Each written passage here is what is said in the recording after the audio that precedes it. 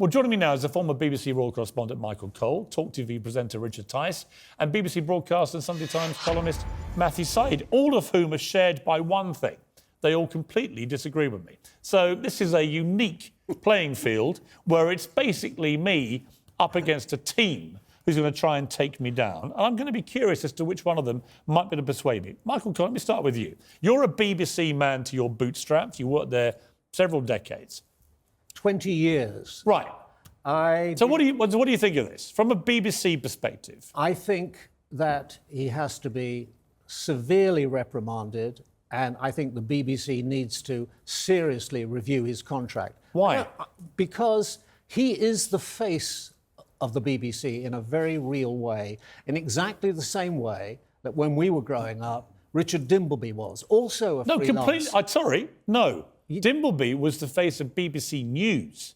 Very different thing. Lineker has nothing to do with the news division. He's not even a BBC employee. No. Richard Dimbleby was.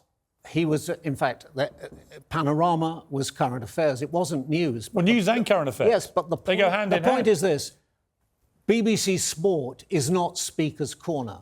We're not waiting for a programme called Rant of the Day or Polemic of the Day. They literally, every Saturday night, a Match of the Day, rant and express strongly held opinions. It's literally the Speaker's Corner, sport. Match of the Day, on sport. Yes. On sport. So what's the difference? Well, the difference is that when you have the responsibility of that position, getting £1.35 million of the licence payers' money every year... Actually cheap for what he does. Well, maybe that's... I think so. Cheap? Well, only because in the marketplace, if Gary Lineker was available to anybody, well, he would earn a lot more money. And he actually earns more money pro rata for other companies than he does for the BBC. Well, indeed, he works for them then, and I'm quite sure he would have no difficulty at all finding other employment. We shouldn't begrudge him the money. He would have the pleasure of being a martyr, and I'm quite sure... He's one of the best sports presenters in the world. He shouldn't be begrudged for the money he earns. Tim Davie is the fairly new Director General of the BBC, and he said very clearly at the outset that he wanted to instill and insist upon impartiality. Impartiality is the BBC's unique calling card. So that is what's running trust around the world. I get it. So can a sports presenter and a face of sport like Gary Lineker express a political opinion? Yes, if he wants to stand for Parliament or go to But he can't do it. He can't do it as a BBC presenter. No, he cannot. So when So here's my follow-up. When Gary Lineker launched last year's World Cup in Qatar... Wrong too. He did a 2-minute monologue attacking the human rights record of the host nation, Qatar. He was told to do that by BBC management. So BBC management decided then that Gary Lineker could be overtly political in his opinions on the BBC. They were on the BBC. At their request. Hang on, I'm coming to you. On the BBC, Michael Cole. Yes, that's right. They were covering their backs because there'd been so much about it in the paper. So how could they have the brass neck to turn round, having ordered him to do that and express a political opinion on their main show of the year, the World Cup launch show? How can they do that and then turn around and say, you can't express political opinions? That's a matter for BBC Sport. When you're watching a sports personality, you do not expect... political opinions. Now, Lord Grade, Michael Grade, who was 80 yesterday, by the way, he was... a great man. Happy birthday. When he was head of Channel 4, he said the BBC is there to keep the rest of us straight. Yeah. In other words, to set the standard. And that standard means impartiality on all the important matters. And it's a unique calling. Lineker's not even impartial about football. Well, we just saw him in his underpants having made a bet on BBC about Leicester winning the Premier League. He's not impartial at all. That's what he's paid to do, though. The bottom line is... So come on then, you're the politician. Yes, look, the bottom line... And by the way, you profess to be the great standard-bearer of free speech. And I'm not denying him his right to his free speech. But you want him fired? Where it conflicts... Do you want him fired? Where it conflicts, Piers, is he's in breach of the BBC Code of Conduct. He's not. He is. He's absolutely... He's not. I've got it here. No. It's unusual for you not to know this. I know the Code of Conduct. He is in breach. He's not allowed, according to this... in any circumstances, whether in journalism or finance, anything you post on social media from a personal or a BBC account. He's in breach of that. No. He's in breach of the editorial that applies guidelines. To news. No. And this is an impartial state That broadcast. Applies to news and current affairs No, it doesn't. It applies to everything. It's not in his contract. I can tell you, I spoke to Gary this morning, it is not in his contract, which may explain why the BBC has been incapable so far of doing any disciplinary action. He is a freelance contractor. That's irrelevant. There's nothing in his contract about his tweets. He represents the BBC Everybody knows him as one of the great faces of the BBC. Yeah. And yes, he can have free speech. You can't do that at the BBC. Why not? That's the difference. Why can't you? Because that's what he's it's a employed for. taxpayer state Actually, broadcaster hang on. who To be lives clear, on impartiality. he's not in breach of his contract. He is in breach I'm of telling you, BBC I'm telling you for guidelines 100% fact, he is not in breach of anything in his contract. He's in breach of their nothing code in of his conduct, contract, and he represents the BBC. Nothing in Gary's 24 hours contract. a day. Piers, Nothing in his contract says he's in breach. There, and I think you are right there, because you wouldn't be saying it so definitely as you are. But it's a question of taste and context and good judgment. This was an outrageous thing to say. It was out of all let me stop you there. proportion. We're going to have a debate later in the programme about the content of what he said, which I took exception with. I don't think there's any parallel between 1930s German rhetoric led by Adolf Hitler and the That's Nazis. what happens when somebody doesn't know anything about politics. I understand. Expresses politics. Although there have been some leading members of the Jewish community who have said similar things about this rhetoric involving the small boats. So he's not alone. And in fact, I think he was repeating something he'd read from a leading light of the Jewish community. So we'll come to that debate a little later. I want to bring in Matthew Syed. So Matthew Syed, let me ask you this. You have presented programmes and podcasts for the BBC, right? Yes? You That's plead correct. guilty? That's correct. OK, so you are a BBC presenter, albeit you're a freelance like Lineker, right? Yes? Yeah, but the well, hang on. I'm doing a quick checklist checklist to establish your credentials. So you admit to being someone who has regularly produced and presented BBC programmes and podcasts. Yes? Like many political journalists. Now, hang on. Matthew You Paris don't get to and ask. David Aronovich. I don't want you Tice. dissembling, Mr. Said. I want you to answer a simple question with a simple answer. You have presented and produced BBC programmes and podcasts. Yes. I present a BBC podcast, and Right. I'm proud of the podcast. And you're a freelance. But if I can I'm going to ask you the question in a minute. I'm a This is freelancer. This is a fact-checking exercise. And you're a freelance like Lineker. You're not a BBC employee. That's correct. Right. So how is it you're allowed to be spewing all sorts of political opinions all over Twitter? Zahawi is sacked, you said, on 29th of January this year, but the corruption goes wider and deeper.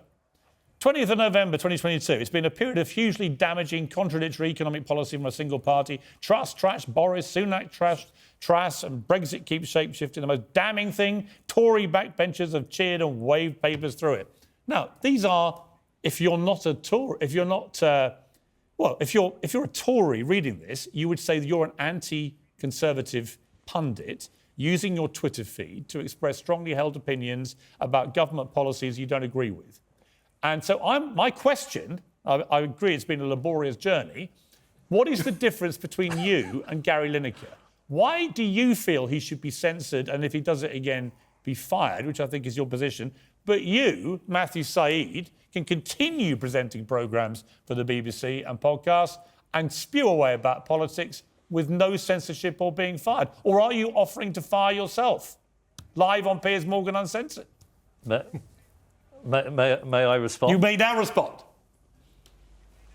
Thank you. So I think the fundamental distinction, there are many political journalists who I think are rightly hired by the BBC to bring a trenchant opinion to the airwaves, and we are sold and packaged as people who have strong political opinions. Michael's distinction, I think, was the absolutely critical one. There are certain people who are the voices, the faces of the BBC. Lineker is much more than a sports journalist. We can see this to a certain extent by the fact that his comment on a political policy of the day has become a dominant story. And the thing to bear in mind is that part of his moral authority, his cachet, his cultural kudos, is because of the relationship with the BBC, the platform that he has to speak to millions of people, not just on Match of the Day. When England plays an international competition, he is the person who is speaking and editorialising for 20, sometimes more, million people. And I think people who are paying the licence fee are entitled to expect impartiality from people with that status. OK. I, sadly, am a minnow. Yeah, but hang on, I think, if you don't mind me saying... I think, Piers, if I may ask you a question... You may. Just to push you on your position. Yeah.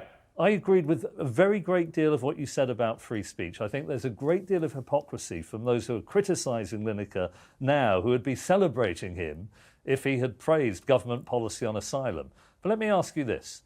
Imagine England are playing Germany in the final of the World Cup, 3 o'clock in the afternoon, and people are looking at Lineker's feed because he is a BBC freelancer, and half an hour before kick-off, he's not a news journalist, he's not a political journalist, but because of the association with the BBC, he chooses that moment to make a comparison between the government, Labour or Conservative, and the Nazi Party.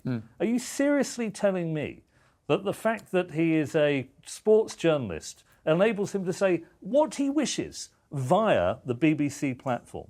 Well, my response would be my original question to you. I don't see any ethical distinction other than his fame, which I don't think he should be blamed for because that's because of his success and his legacy as one of the all-time great England strikers.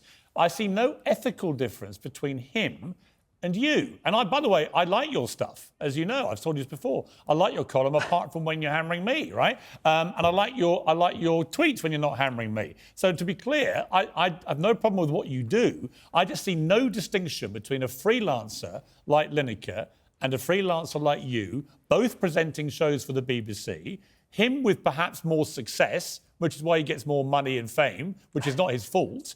And as a result, you think there's a distinction because it saves you from having to be exposed to the same argument and therefore get censored and maybe fired, which seems very convenient. So let's draw the... But you have very cleverly not answered the question that I asked you. The fundamental let me answer. OK, fair enough. Let me answer. If I may say so. To be fair, I'll answer it. You're right. I've actually written a column in The Sun tonight in which I basically answered this question. My bigger problem with Lineker was nothing to do with the tweets on his personal account, which I don't care about because I don't really go to Gary Lineker for my political opinions. I did object to his monologue at the start of the Qatar World Cup because I felt that was the fusion of sport. And we'll play a little clip of it here. Here's a bit of that monologue. Ever since FIFA chose Qatar back in 2010, the smallest nation to have hosted football's greatest competition has faced some big questions. From accusations of corruption in the bidding process to the treatment of migrant workers who built the stadiums, where many lost their lives. Homosexuality is illegal here. Women's rights and freedom of expression are in the spotlight. Also, the decision 6 years ago to switch the World Cup from summer to winter. Against that backdrop, there's a tournament to be played, one that will be watched and enjoyed around the world. Stick to football, say FIFA. Well, we will, for a couple of minutes at least. Now, I had a problem with that because I don't think that was appropriate, and I'll say why. Because there was no such monologue at the Russia World Cup. There will be no such monologue at the start of the one in America, Canada and Mexico. I can bet my life on it. Qatar was singled out for the one and only monologue. Even the China Olympics, when they did that, the BBC, they didn't do any monologue about human rights. And I felt that was wrong. And I said so at the time, and I've said so tonight in my column. So in answer to your point, I would say if it's said on air, I have a problem with it. If it's said on a personal account and he's a sports presenter, I don't have a problem with it. That's where my line is. Even if it was half an hour before, 20 million people are going to tune in to a match. What I'm trying to get you to acknowledge, Piers, is the inextricable link between Lineker's moral authority. I mean, we would not be discussing any other footballer making a claim about politics. I mean, if other players in the 1990 World Cup, if Peter Shilton or David Platt... So he brings a collateral that is conferred by the BBC. Yeah, but I don't go to Gary Lineker for moral authority, for goodness sake, any more than he'd come to me for it. We bring in Richard Tice. He's the face of the BBC. It's a taxpayer-funded, impartial, if it was Hugh Edwards who reads the news... It makes no difference at all. They're all in it together. They're not. No, they are. They're absolutely in it together. The editorial guidelines make that crystal clear. They're all in it together. You're drawing a distinction about his contract. That's irrelevant. It's not irrelevant. It's completely irrelevant. He represents... It's the reason he's not being censored. He represents the BBC. Yeah, but Richard, Richard, because he represents the BBC, he's got to apply by their code of conduct. Yeah, but a contract is a contract. And I can tell And you... a code of conduct there is a code of There is conduct. nothing in his contract or obligations to the BBC prohibiting him from tweeting. But I bet this is why the BBC have not punished him. I bet his contract says he's got to apply by the code of conduct. This is about the BBC. I believe passionately in free speech. Nation shall speak peace unto nation. All of you want him fired. It's about trust. We're talking about the BBC here. And Gary Lineker, but the BBC first. The BBC was built on trust. It took decades around the world, and it can be lost very, very quickly. And the most important part of that trust is impartiality. Not neutrality, that's a completely different thing, but being impartial. And if that is undermined by episodes like this, people will just say, well, that's the BBC again, spouting off this way or that way. But are you comfortable? It underlines the so are you corporation. comfortable with Matthew Syed, BBC presenter of a number of programmes and podcasts, making political points on Twitter? Yes or no? I agree. Yes. You are?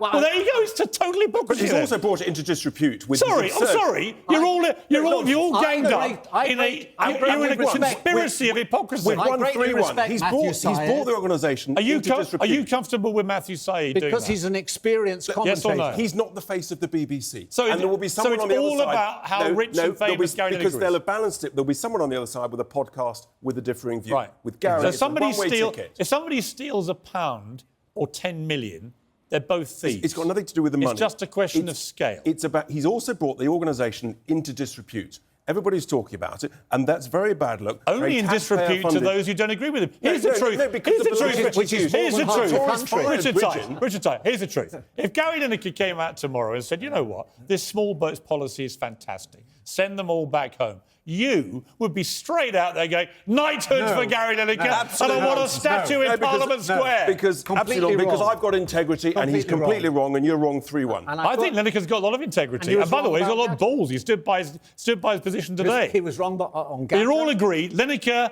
has to go, but Matthew Syed can carry on presenting BBC programmes Because he's an and spew experienced any political commentator. views he Because likes. there's someone who does as a long as we've podcast all on reached the- a point on of the other side. consensus, I think I've won my argument. Gentlemen, thank you all very much indeed.